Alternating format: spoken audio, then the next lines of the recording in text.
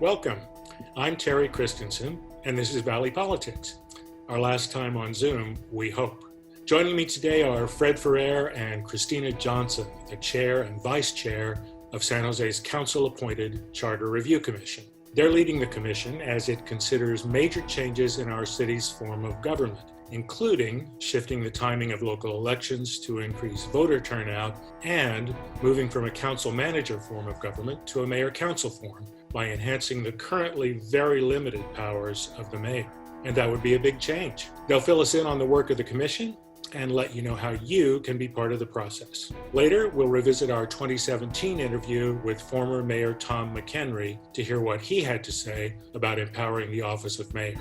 And that's what's coming up on Valley Politics.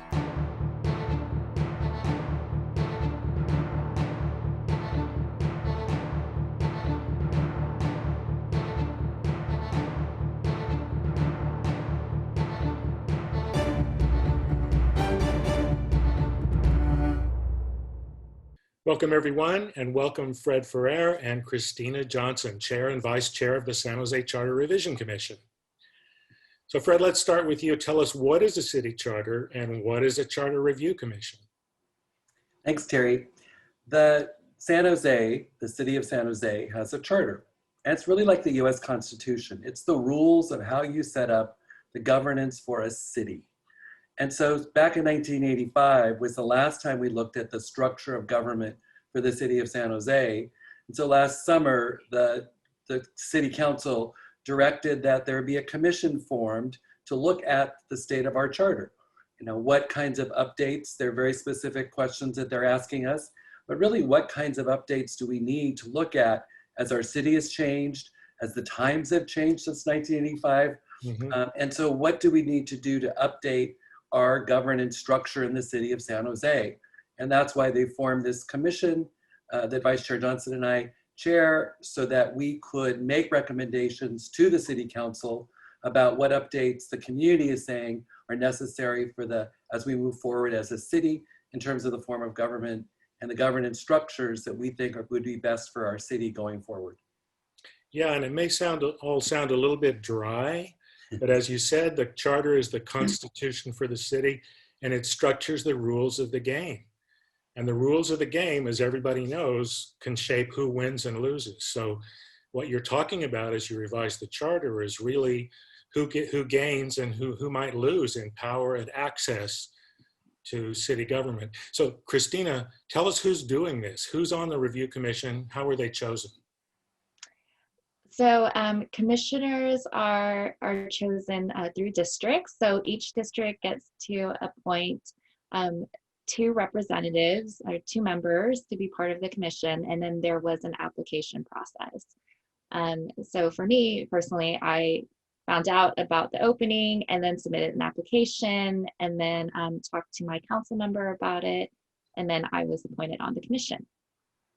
And how many members then? 2 for each district, so that's 20, plus the mayor appoints some as well? Right, the mayor got to pick 3.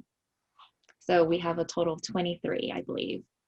And would you describe the commission as diverse, really representative of the city? Yes, I do think the commission is very diverse and representative of the cities and of the voices in the cities.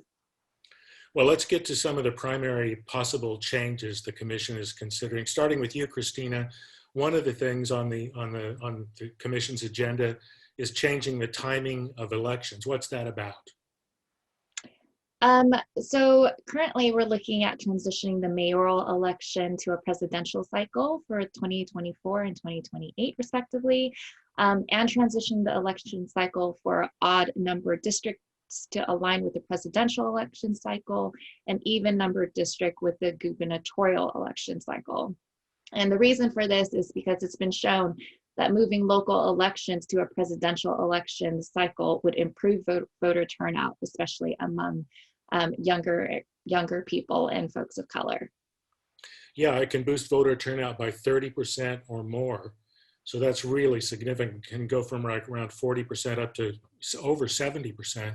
And as you said, when that happens, it's a different electorate as well, because more young people vote, more working people vote, more minority people voted, it can produce different outcomes. So that's a Mhm. really important rule change that could make a difference in who wins and loses election to mayor and to city council in the districts that are shifted.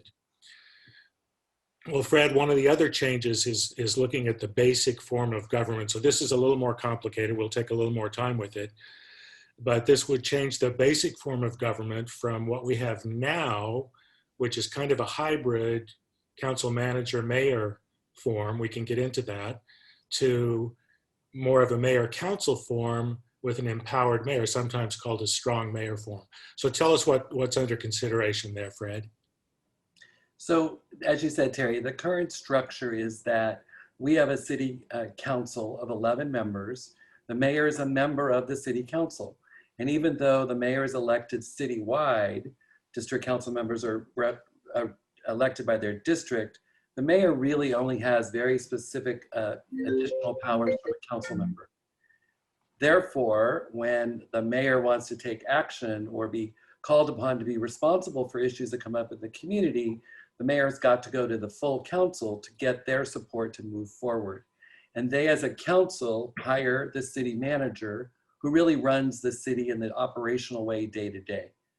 So the council mayor or council city manager kind of model has worked for the city for a number of years.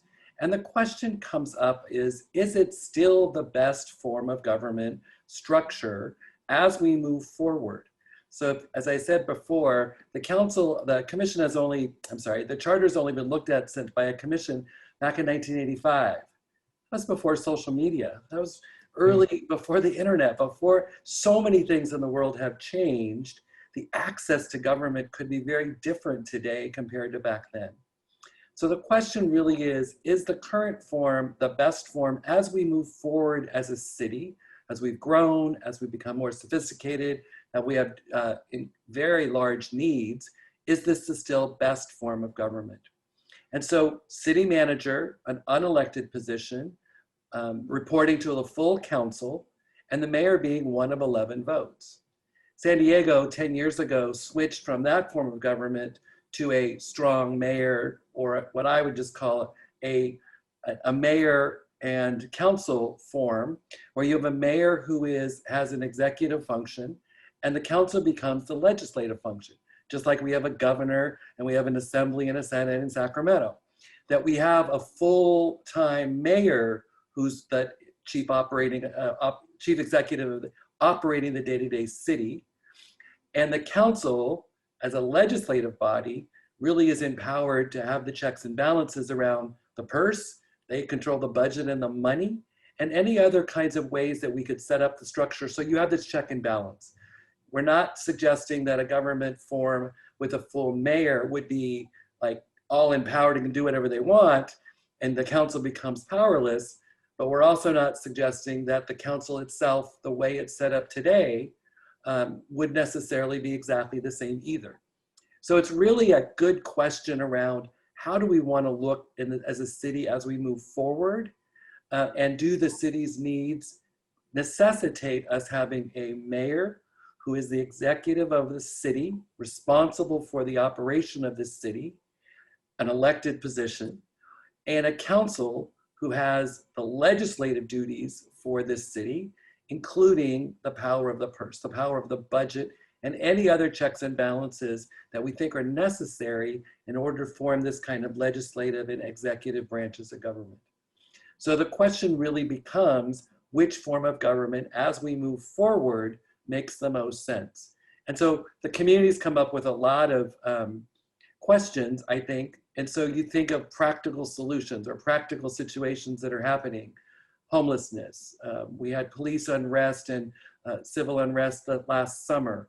And was our city's response in terms of just the form of government the best possible?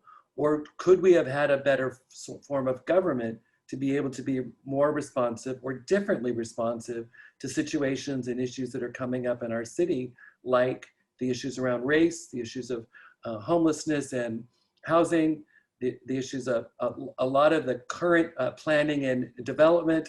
There's so many issues that are coming up with the city. So the question really becomes, what's the best form of government as we move forward. Christina, do you want to add to that? I also want to say, along with what Fred was mentioning, that it's also important for us to see, if we do expand the mayoral powers, then what other powers are going to be impacted and whose voice is going to be impacted. So those are other topics that we're examining, along with moving structure of our governance currently. I think that's the critical part to Vice Chair Johnson's critical, is that we as a commission are looking at the equity question of who gets affected by any decisions, who currently is affected positively or negatively, and who might be unintendedly hurt in any kind of a change, or who intentionally could be hurt in a kinds of change. So from an equity lens, we have to really be careful to look through the lens of the community, the people that have lived experience, the people that are usually unheard in these kinds of deliberations, to make sure that we take an equity lens and that we really examine what are the consequences of any changes in terms of who would be affected positively or negatively.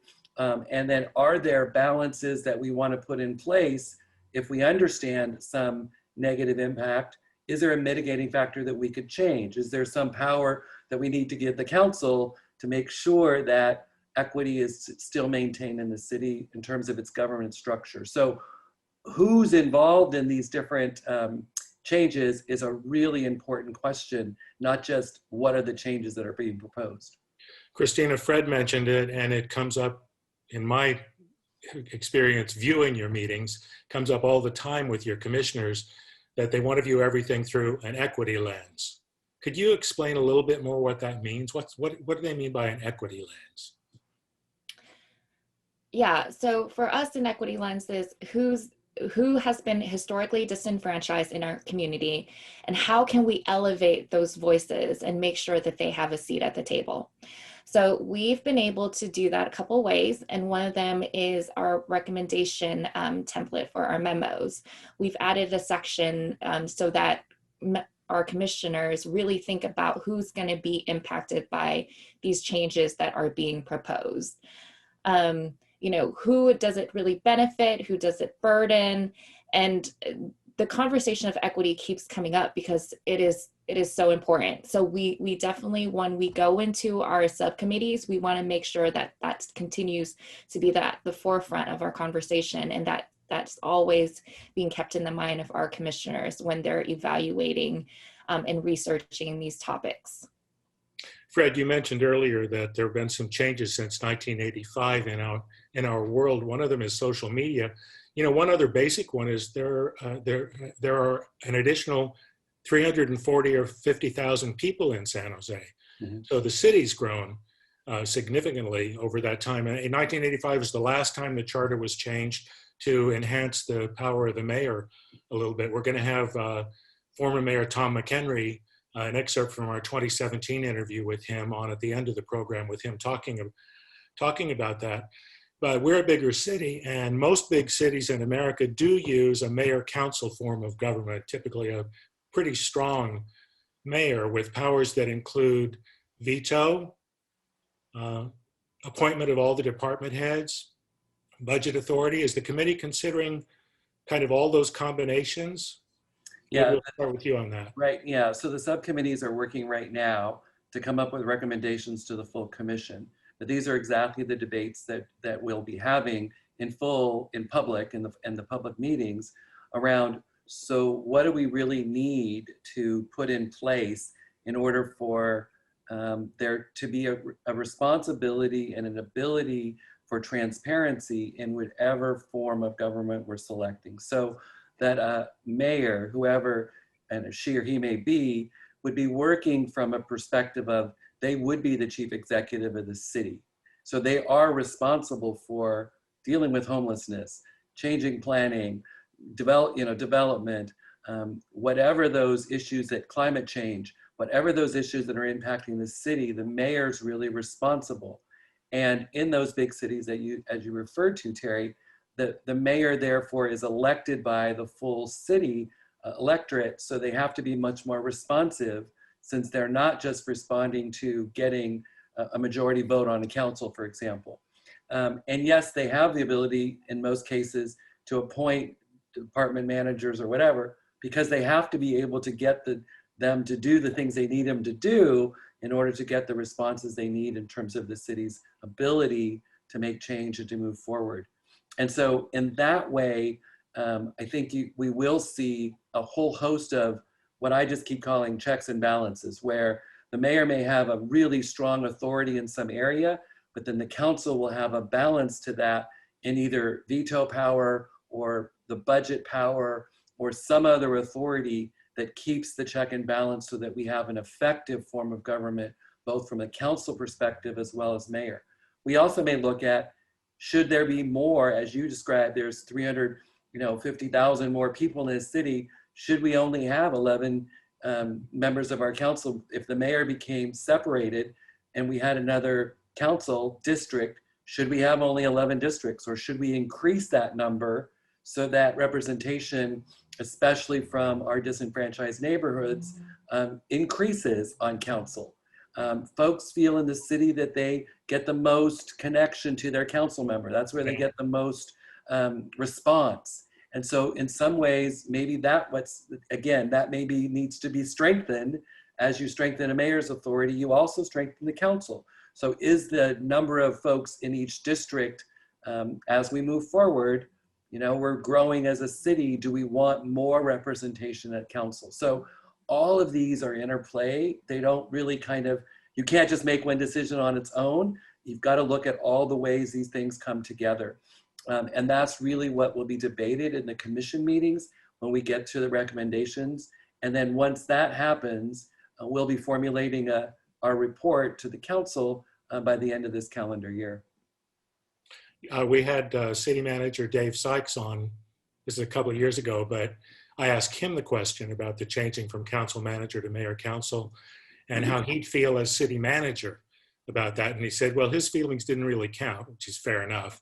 And that it wasn't really the city manager who would be losing power in a shift to mayor council. It would be the council, because right now the council is the manager is responsible to the council, not only the mayor. So he pointed out kind of just exactly what you're talking about. How do you sustain a balance of power, checks and balances, and so on? Let's take a couple of concrete examples and look at the way the two systems might play out. Let's say we have a community that's concerned about police practices. What difference would it make if we had a strong mayor or if we had a city manager system like we have now? Christina, what do you think? What difference would it make on police issues? I think for police issues, a strong mayor would be able to hire and fire the police chief. I mean, this issue is just so complicated, and I just feel like there's pros and cons to either of the options. So maybe Fred can speak a little more to this. Fred? Yeah, I think that Vice Chair Johnson's correct. It's a complicated issue because you could say, well, yes, you can hire and fire the chief of police, and that could create a revolving door, and there's a whole bunch of challenges that can happen there. I think the other question though is, again, in terms of checks and balances, let's say we had a strong mayor who had the ability to hire and fire the police chief. What's the council's role then? It's in consultation with, there's a veto power there. What would the relationship be if you had the strong mayor? I think the other thing is that the commission should be looking at a broader question than just the mayor's role, but what's the police chief auditor's role? And the charter can speak to that. So you may say, well, it's not so much that just the police chief is the only problem there, but really we have no authority as a city to get transparency or accountability from any chief because of the system because of the way the police auditor's office is set up. And so maybe the charter needs to look at the authority of the police auditor to be able to have a more transparent system.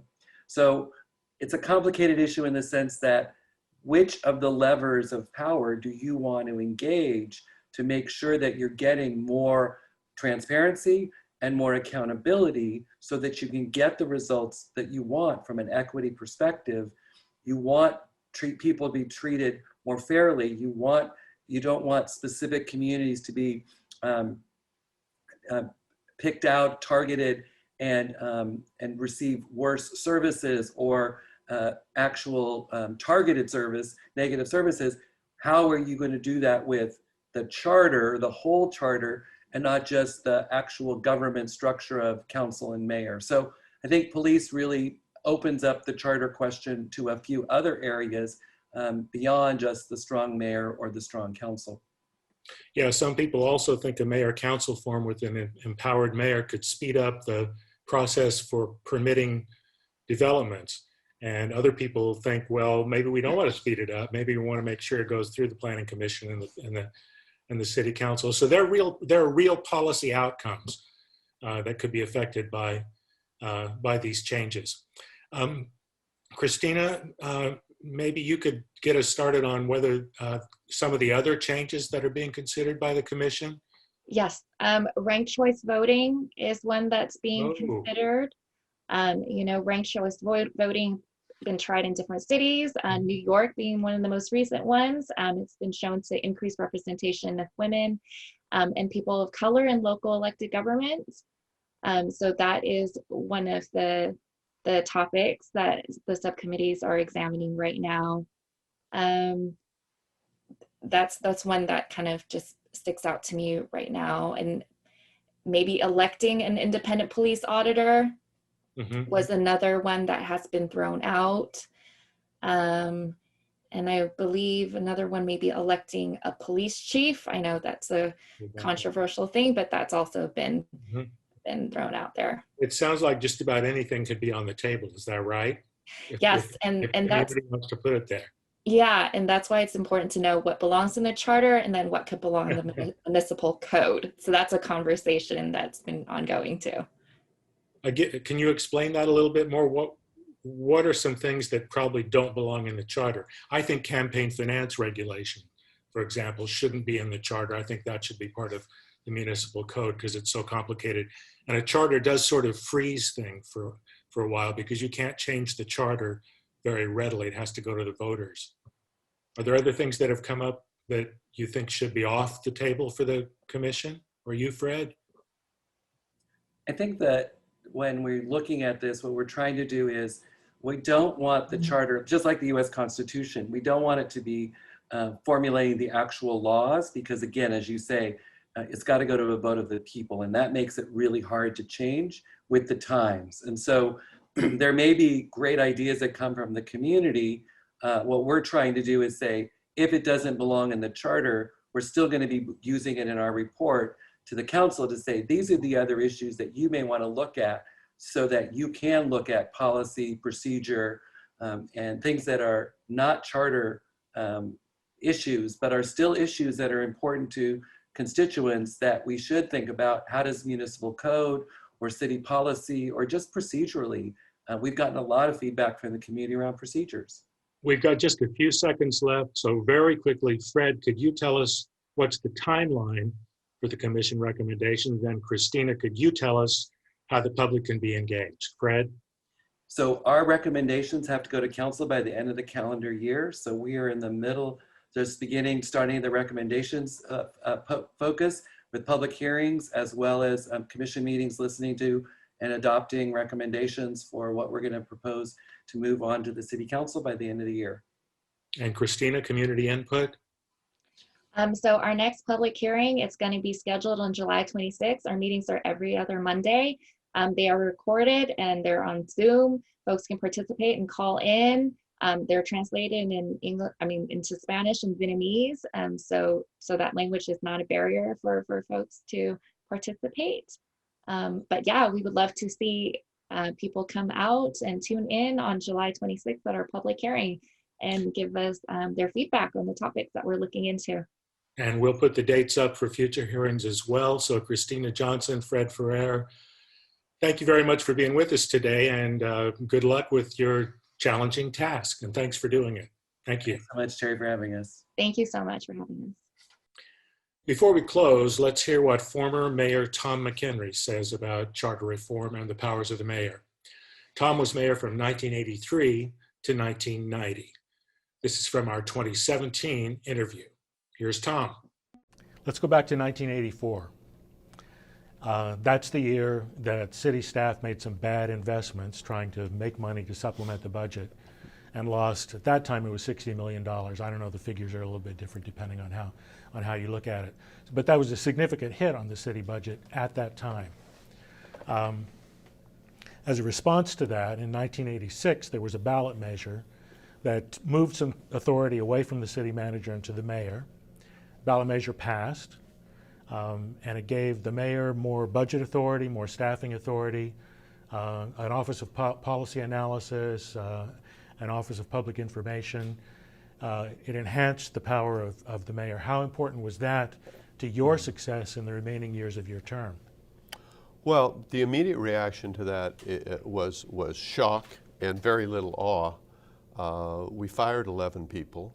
This is the reaction to the bond loss, money. which happened so quickly. Believe me, one of the things I was told when I became mayor is you don't have to worry about the finance department.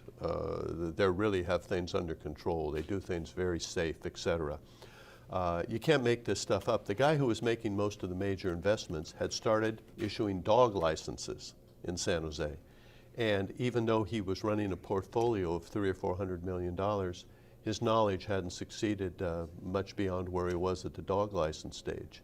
He used to keep track of gigantic trades, 50, 60, $80 million on a Snoopy calendar. I mean, you couldn't possibly have your confidence in the city manager form of government or your fears about the city of San Jose's competence any more shaken than it was then. You know, I was mayor, I was responsible. I decided then, and that was reinforced in 1986, that the power ought to be where the accountability is, and that's in the mayor's office. The citizens agreed, and that's what happened. As a postscript to that, it's a little bit like finding out Francisco Franco is still alive and running some country in South America. The very same traders who were involved in San Jose's loss of that $60 million then did exactly the same thing with the treasurer of Orange County in the early 90s when Orange County went bankrupt. Yeah. So once again, government is very slow in learning. Do you think that was enough? The additional powers for the mayor's office, do you think that was enough? Do you think we should go fully to a strong mayor form of government? Who's the city manager now, Terry? Dave Sykes. Okay, and you know that because I was read in the paper today. Yeah. You follow. I would ask. Most people don't. I would ask the rest of the people in this room or anybody on the street, and if 1 out of 10 knew, I'll buy you lunch. The power should not be in that type of an unelected official. You know, unlike Congress or the state legislature, a mayor is somebody who's close to you. You know, I mean, I thought some of the best feedback I ever got was standing in a movie line or at a high school basketball game when people would come up and say, and 90% of the time it would be something positive because people are generally good and generous and kind of respect you, particularly in something like that. And some of the time it was, I really think you made a mistake over here. I think that's pretty healthy. You know, how many times do you think a congressperson or a state legislator gets that? How often do you think any governor or president gets that? Well, almost never. That's my point. Yeah, I really think. But still, the manager appoints the police chief, the fire chief, council, and the mayor ratify the appointment. But do you think that power should be in the office of the mayor? Absolutely. Appointing department heads? Yeah, so it should be more. Absolutely. We'll be back in the studio next month with an all-new Valley Politics. Meanwhile, you can follow us on Facebook, and you can also catch up on all our previous shows on our website at createtvsj.org or on YouTube by searching for Create TV San Jose. And now, that's all, folks. Thanks for watching.